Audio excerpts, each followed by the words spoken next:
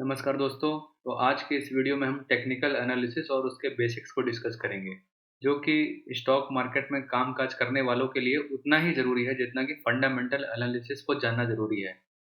तो दोस्तों, अगर आपने इस चैनल पे फर्स्ट टाइम विज़िट किया है, तो ऐसे इन्फॉर्मेटिव वीडियोज़ पाने के लिए इस चैनल को लाइक एंड सब्सक्राइब कर दीजिएगा। तो चलिए दोस्तों, अब हम इस वीडियो को आगे बढ़ाते हैं। इस वीडियो में हम टेक्निकल एनालिसिस के बेसिक्स, जिसमें सबसे इम्पोर्टेंट जो पैरामीटर हैं, वो सपोर्ट एंड रेजिस्टेंस है। तो दोस्तों, सपोर्ट एंड रेजिस्टेंस दोनों टेक्निकल एनालिसिस के फाउंडेशनल कंसेप्ट हैं। मतलब सारी की सारी टेक्निकल एनालिसिस इन्हीं पैरामीटर्स की मूल धारणाओं मतलब एजम्पशंस पे चलती है। तो दोस्तों, why support and resistance are so important, अब इसका जवाब हम अपने वीडियो पर ही देंगे। तो दोस्तों, मार्केट में जितने भी टेक्निकल एनालिस्ट होते हैं, वो सब इन्हीं सपोर्ट एंड रेजिस्टेंस लेवल को आइडेंटिफाई करके किसी भी शेयर के प्राइस में ऐसे प्राइस पॉइंट्स को आइडेंटिफाई करते हैं, जिनसे शेयर का जो प्राइस है, उसका ट्रेंड चेंज होता है। तो दोस्तों, फॉर केस ऑफ सपोर्ट, जैसे इसके नाम नाम का मीनिंग है सपोर्ट, मतलब जहाँ पर स्टॉक का प्राइस सपोर्ट लेकर के अपने ट्रेंड को, मतलब यहाँ पर इस शेयर का प्राइस अपने डाउन ट्रेंड को अप ट्रेंड में चेंज कर रहा है। तो ऐसे लेवल को हम बोलते हैं सपोर्ट। और इसका अपोजिट वाइस वर्सा, जहाँ पर शेयर का प्राइस अपने लेवल को टच करके अप ट्रेंड से डाउन ट्रेंड में जा रहा है, तो ऐसे लेवल को हम लोग बोल देते हैं रेजिस्टेंस, जैसा कि इसके नेम से ही मीनिंग निकलता है, रेजिस्टेंस। तो दोस्तों, चलिए हम डिस्कस करते हैं कि ऐसा होता क्यों है।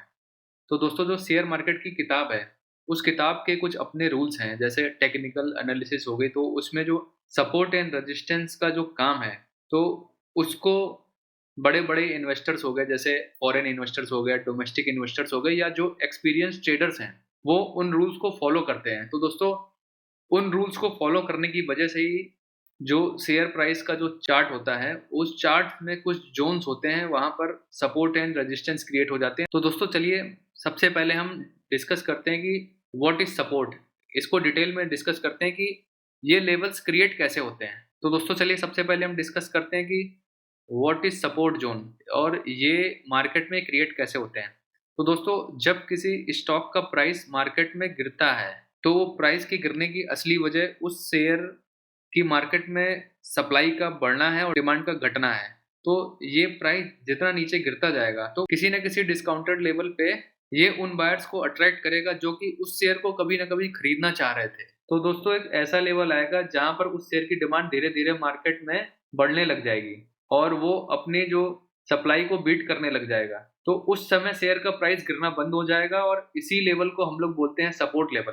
तो चलिए अब हम लोग आ जाते हैं कि रेजिस्टेंस ज़ोन कैसे बनते हैं और इनका मीनिंग क्या होता है। तो दोस्तों, resistance just opposite to support, support level. तो जैसे-जैसे स्टॉक का प्राइस सपोर्ट लेकर के ऊपर जाने लगता है, यहाँ पर हम लोग देख रहे होंगे कि जैसे किसी स्टॉक का प्राइस सपोर्ट लेकर के ऊपर की तरफ जा रहा है, तो धीरे-धीरे वो एक ऐसे लेवल पे आ जाता है जहाँ पर ट्रेडर्स को ऐसे लगने लग जाता है कि अब ये शेयर ओवर प्राइस्ड हो गया है। मतलब अब उस लेवल पर उस शेयर की जो डिमांड है, वो कम होने लग गई है, मतलब ओवर प्राइस्ड हो गया है। तो इस लेवल पर सेलर्स एक्टिव हो जाते हैं। तो दोस्तों, रेजिस्टेंस ज़ोन में, इस ज़ोन में जो शेयर की सप्लाई है, वो बढ़ जाती है, क्योंकि कुछ ट्रेडर्स इसको समझते हैं कि इस लेवल पे अगर किसी शेयर का प्राइस आया तो ओवर प्राइस्ड हो गया। तो दोस्तों, इस लेवल पर शेयर की प्राइस बढ़ने की वजह से यहाँ से टच होकर के शेयर का प्राइस नीचे गिरने लग जाता है। तो इस ज़ोन को हम मार्केट की भाषा में रेजिस्टेंस ज़ोन बोलते हैं। तो दोस्तों, किसी भी एक नए रिटेल इन्वेस्टर या ट्रेडर के लिए सपोर्ट एंड रेजिस्टेंस को जानना बहुत ही ज़रूरी है, क्योंकि सपोर्ट एंड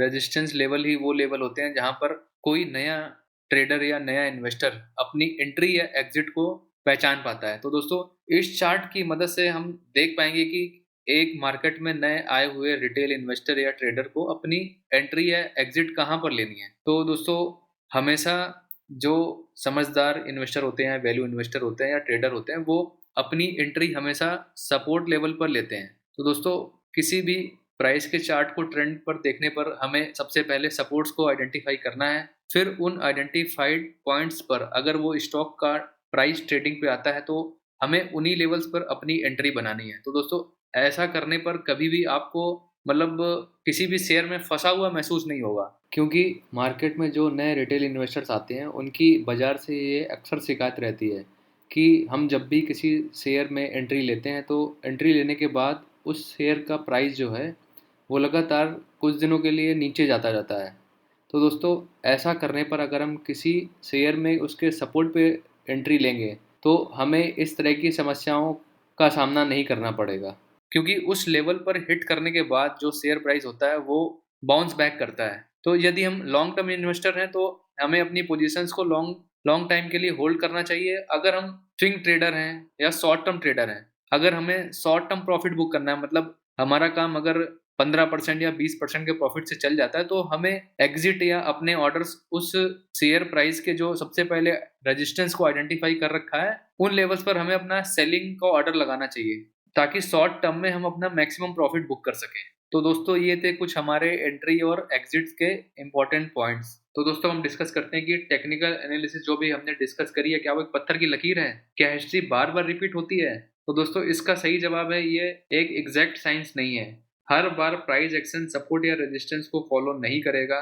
कभी कभी मार्केट के सेंटीमेंट या स्टॉक के गुड न्यूज या बैड न्यूज पर उस शेयर का जो प्राइस ट्रेंड है या प्राइस एक्शन है वो डिपेंड करता है। तो दोस्तों, जैसे मैं इस चार्ट के थ्रू आप लोगों को डिस्कस करके बताता हूँ कि देखिए, इस चार्ट में तो शेयर के रेजिस्टेंस को एक ब्रेकआउट मिला है। तो दोस्तों, बाजार किसी भी शेयर में फ्यूचर देख करके चलता है। अगर किसी की स्टॉक के प्राइस में अचानक से कोई गुड न्यूज आ गई या उसकी अर्निंग्स उसके एस्टीमेट को बीट कर गई या फिर कंपनी में कुछ नया डेवलपमेंट हो गया, तो उस केस में जैसे कि देख पा रहे हैं कि शेयर का प्राइस है वो उसके रेजिस्टेंस को बीट करके एक ब्रेकआउट दे करके वो ऊपर निकल गया। तो दोस्तों, ये था कुछ एग्जांपल कि रेजिस्टेंस को भी ब्रेक करके वो शेयर का प्राइस ऊपर की तरफ निकल गया ब्रेकआउट दे करके। तो दोस्तों, इसका जस्ट अपोजिट कि सपोर्ट लेवल कब टूटते हैं, तो दोस्तों सपोर्ट लेवल जब टूटते हैं तो शेयर के प्राइस में ब्रेकडाउन आता है। तो दोस्तों, शेयर के प्राइस में ब्रेकडाउन कब आता है? जब किसी शेयर में नेगेटिव अपडेट आ जाता है, जैसे कि उसके जो क्वार्टर्स की अर्निंग्स हैं वो उसके एस्टीमेट्स को मिस कर गई हैं, या तो कंपनी में कुछ नेगेटिव डेवलपमेंट हो गया या कोई नेगेटिव र्यूमर आ गई, तो उस केस में दोस्तों शेयर का प्राइस अपने सपोर्ट को ब्रेक करके ब्रेकडाउन दे करके नीचे चला जाता है। तो दोस्तों, इस तरह से ये जरूरी नहीं है कि हर बार सपोर्ट एंड रेजिस्टेंस फॉलो हो। तो दोस्तों, सपोर्ट एंड रेजिस्टेंस के डिफरेंट टाइप्स को जान लेते हैं। तो दोस्तों, सपोर्ट एंड रेजिस्टेंस जो होते हैं आपस में इंटरचेंज होते रहते हैं। तो दोस्तों, इस प्राइस चार्ट में ये जो रेड वाला जो प्रायर लेवल जो पहले कभी रेजिस्टेंस हुआ करता था, वो फ्यूचर में जा करके इसके लिए सपोर्ट बन गया। और इसका जस्ट उल्टा, जो ये प्रायर सपोर्ट था इस शेयर प्राइस के लिए ये लेवल, और इसका अपोजिट वाइस वर्सा, ये ग्रीन वाला लेवल जो इस शेयर के लिए कभी सपोर्ट का काम करता था, वो फ्यूचर में जाकर के जब इस शेयर का प्राइस नीचे गया तो ये लेवल इसके लिए रेजिस्टेंस बन गया। तो दोस्तों, इस तरीके से सपोर्ट और रेजिस्टेंस आपस में बदलते रहते हैं। तो दोस्तों, ये कुछ और छोटे छोटे एग्जांपल जिसमें शेयर का प्राइस जो है वो अपना असेंडिंग ट्रेंड लाइन को बार बार हिट करके, मतलब सपोर्ट ले करके वो धीरे धीरे ऊपर चलता चलता चला जा रहा है। तो दोस्तों, ये such a kind of supporting trend line support.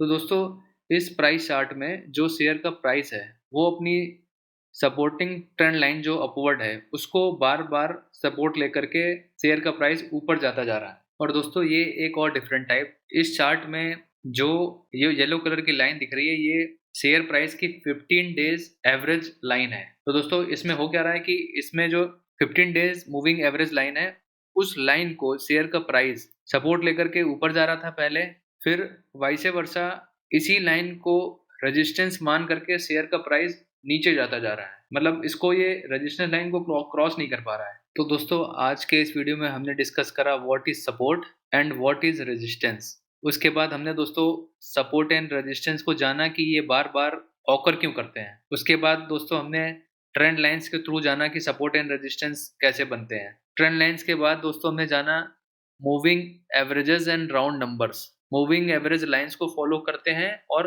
Other indicators के थ्रू सपोर्ट एंड रेजिस्टेंस कैसे प्राइस एक्शन लेते हैं। और हमने इस वीडियो में देखा कि सपोर्ट एंड रेजिस्टेंस के रिवर्सल्स कैसे होते हैं। तो दोस्तों, ये सारी डिटेल्स हमने आज की वीडियो में डिस्कस करी।